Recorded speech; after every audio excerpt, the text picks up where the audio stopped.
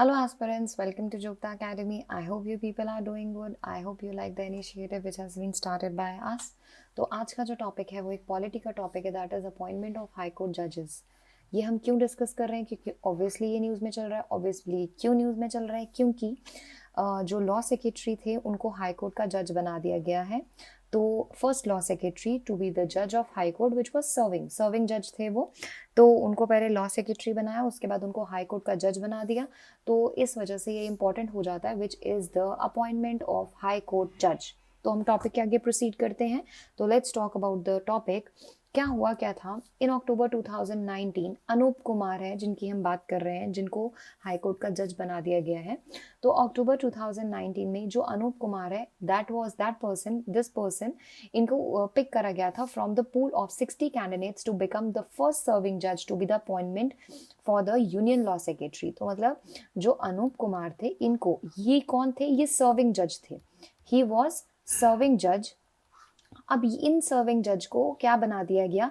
Union law secretary बनाया गया। फिर आगे क्या हुआ? जुलाई 2021 में दिल्ली हाई कोर्ट ने हैड मेड 8 रिकमेंडेशन फॉर जजेस। उन्होंने रिकमेंडेशन बनाई फॉर जजेस जिसमें ही वाज इंक्लूडेड।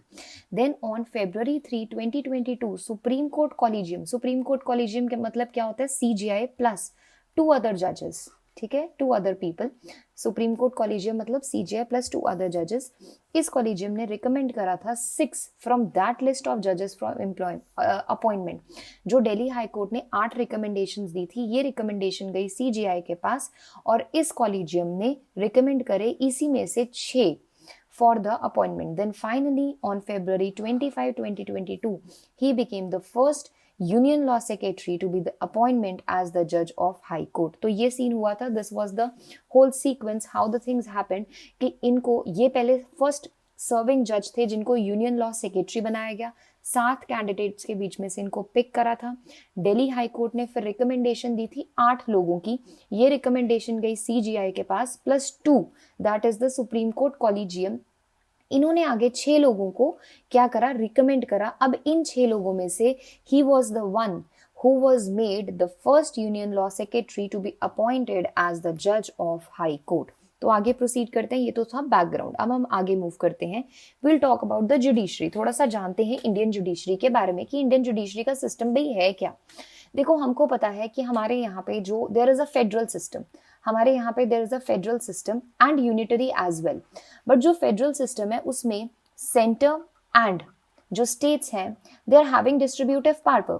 सेंटर के पास अपनी अलग पावर है और स्टेट के पास अलग पावर है which are being respected, that is the level of federal. But हमारे कॉन्स्टिट्यूशन ने जुडिशरी के केस में, इंडियन जुडिशरी के केस में सिंगल यूनिफाइड सिस्टम बनाया है।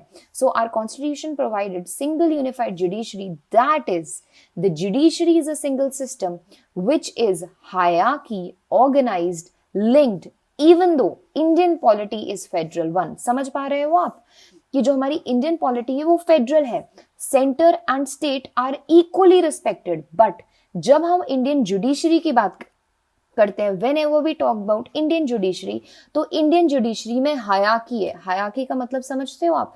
सबसे ऊपर सुप्रीम कोर्ट है, सुप्रीम कोर्ट के बाद हाई कोर्ट है, हाई कोर्ट के बाद सबऑर्डिनेट कोर्ट है। So this is a hierarchy. ऐसा नहीं है सुप्रीम कोर्ट अलग है और हाई कोर्ट अलग है, no, they are interlinked. This is a hierarchy which is maintained by the Indian judiciary. सबसे पहले सुप्रीम कोर्ट, हाई कोर्ट, फिर उसके बाद आता है हमारे पास सबऑर्डिनेट कोर्ट। बट अगर इंडियन पॉलिटी की बात करें तो Indian polity is following the principle of being federal. Centre and state respect each other very nicely. और इसी यूनिफाइड सिस्टम की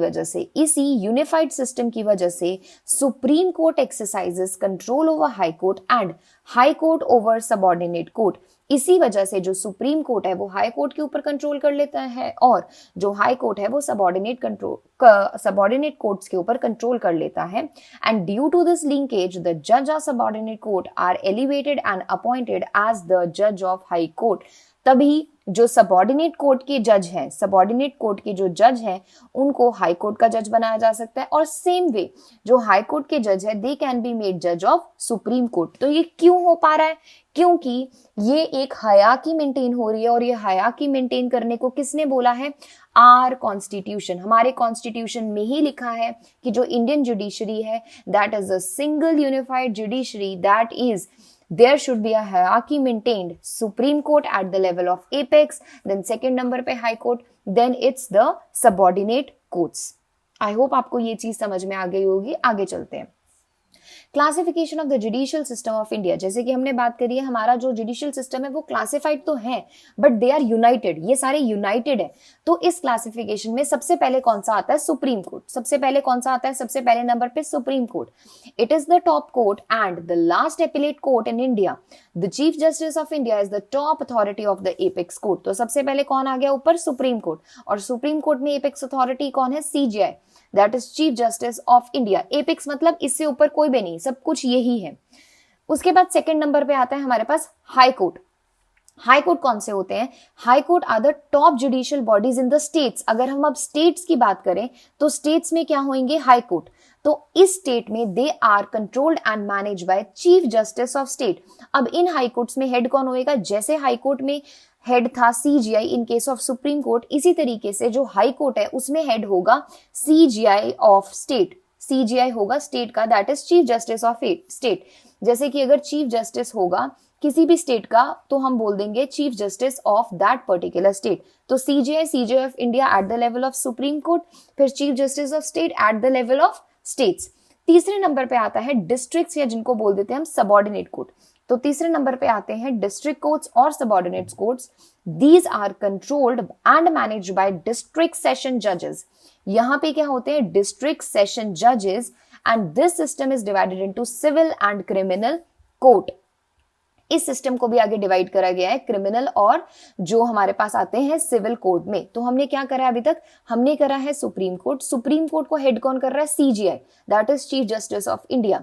और उसके बाद आता है हाई कोर्ट. हाई कोर्ट को हेड कौन कर रहा है? High court of CGI of the states. जो भी जिस पर्टिकुलर स्टेट में सीजीआई होगा उस स्टेट का वो उसको हेड करेगा. फिर आते हैं हमारे पास सबऑर्डिनेट कोर्ट्स या फिर हम जिसको बोल देते हैं डिस्ट्रिक्ट कोर्ट्स. इनको कौन हेड करेंगे? इनको हेड कर रहे हैं सेशन जजेस. सेशन जजेस या फिर हम उनको बोल देते हैं डिस्ट्रिक्ट जजेस.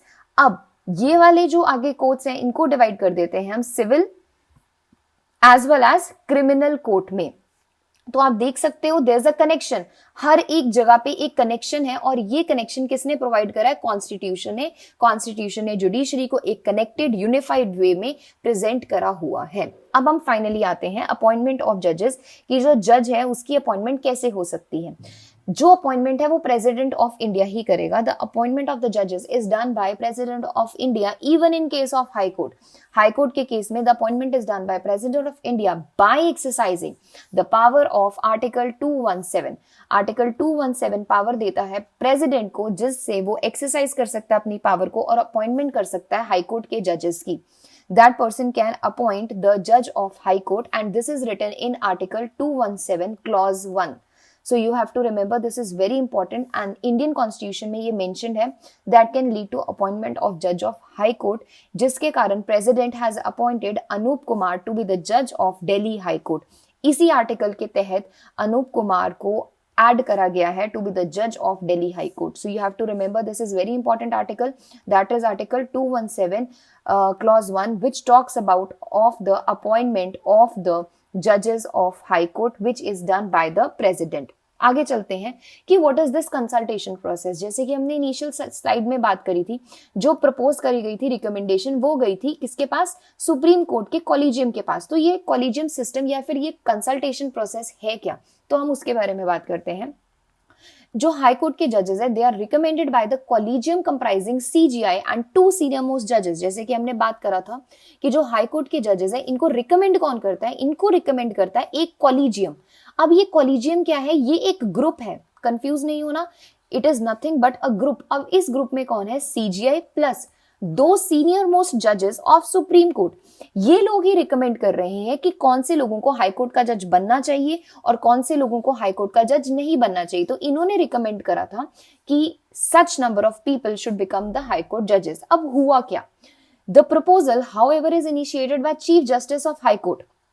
Chief justice of high court ने प्रपोजल को इनिशिएट कर दिया, concerned in consultation with 2 senior most colleague. Chief justice of high court के भी तो सीनियर मोस्ट 2 कलीग्स होंगे, इनका भी तो अपना कॉलेजियम होगा, तो इन्होंने इस चीज को प्रपोज करा। जब ये प्रपोज करा, this recommendation is sent to the chief minister, इस रिकमेंडेशन को चीफ मिनिस्टर के पास भेज दिया, who advises the governor to send the proposal to the union law minister. Union law minister के पास अब चीज पहुंच चुकी है। The chief justice of high court is appointed as per the policy of having the chief justice from outside the respective state. अब the collegium take the call on elevation. ये collegium कौन सा है? ये सुप्रीम कोर्ट का collegium है। तो I tell you again, सबसे पहले proposal chief justice of high court ने इनिशिएट करा, बट अकेले ने इनिशिएट नहीं करा, उसने कंसल्ट करा। देयर इज अ कंसल्टेशन, किसके साथ? 2 सीनियर मोस्ट कलीग्स के साथ। अब ये रिकमेंडेशन उस हाई कोर्ट के चीफ जस्टिस ने भेज दी चीफ मिनिस्टर के पास। चीफ मिनिस्टर ने आगे गवर्नर को एडवाइस कर दिया, गवर्नर ने आगे यूनियन लॉ मिनिस्टर को भेज दी। अब फाइनली क्या हुआ कि जो चीफ मिनिस्टर है हाई कोर्ट का, उसने तभी अपॉइंट करना है जिस हिसाब से उसको अपॉइंट करने को कहा जाएगा। तो finally this proposal was set to collegium. अब ये कॉलेजियम कौन है? सुप्रीम कोर्ट का कॉलेजियम है, जिसने फाइनली ये डिसाइड करा कि किसको हमको रिकमेंड करना है, किसको नहीं रिकमेंड करना। अब यही चीज पहली लाइन में लिखी है, हाई कोर्ट जजेस are recommended by the collegium comprises the CJI and 2 senior most जजेस। तो आगे बढ़ते हैं हम। अब क्या इस चीज में कोई रिफॉर्म्स हुए हैं? क्या हाई कोर्ट की जजेस की अपॉइंटमेंट में कोई रिफॉर्म्स हुए हैं? तो हाँ, बिल्कुल रिफॉर्म हुआ है। एक अपॉइंटमेंट कमीशन बनाया गया था, उस अपॉइंटमेंट कमीशन का नाम था NJAC, that is national judicial appointment commission. और ये बनाया कब गया था? 2014 में बनाया गया था, 99 कॉन्स्टिट्यूशनल अमेंडमेंट एक्ट ऑफ 2014 से। दिस इज वेरी इंपॉर्टेंट कि एक एनजैक बना था, एनजैक 2014 में बना था, 99 कॉन्स्टिट्यूशनल अमेंडमेंट से बना था 2014 में। अब ये बनाया क्यों गया था? ये बनाया गया था so that to make appointment of high court जजेस एंड सुप्रीम कोर्ट जजेस एंड चीफ जस्टिस ट्रांसपेरेंट। इनकी जो अपॉइंटमेंट है उसको थोड़ा मेथड को ट्रांसपेरेंट करने के लिए ये कमीशन की अपॉइंटमेंट होएगी। और ये जो कमीशन है फिर ये क्या करेगा? ये इस कमीशन में लोग होंगे डिफरेंट जगहों से, जैसे कुछ जुडिशरी से होंगे, कुछ लेजिस्लेचर से होंगे, कुछ सिविल सोसाइटीज से होंगे। Judiciary, legislature and civil societies. But हुआ क्या, जो सुप्रीम कोर्ट है उसने इस एनजैक कमीशन को अनकॉन्स्टिट्यूशनल ठहरा दिया, अनकॉन्स्टिट्यूशनल ठहरा दिया और ये बोल दिया कि ये क्या कर रहा है, जो बेसिक स्ट्रक्चर है कॉन्स्टिट्यूशन का उसको हैम्पर कर रहा है। कैसे?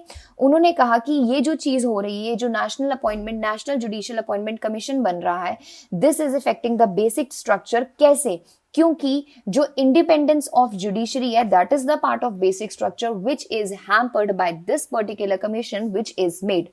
आई repeat again, national judicial appointment commission बनाया गया था, बिल्कुल बनाया गया था, 2014 में बनाया गया था बाय 99 कॉन्स्टिट्यूशनल अमेंडमेंट।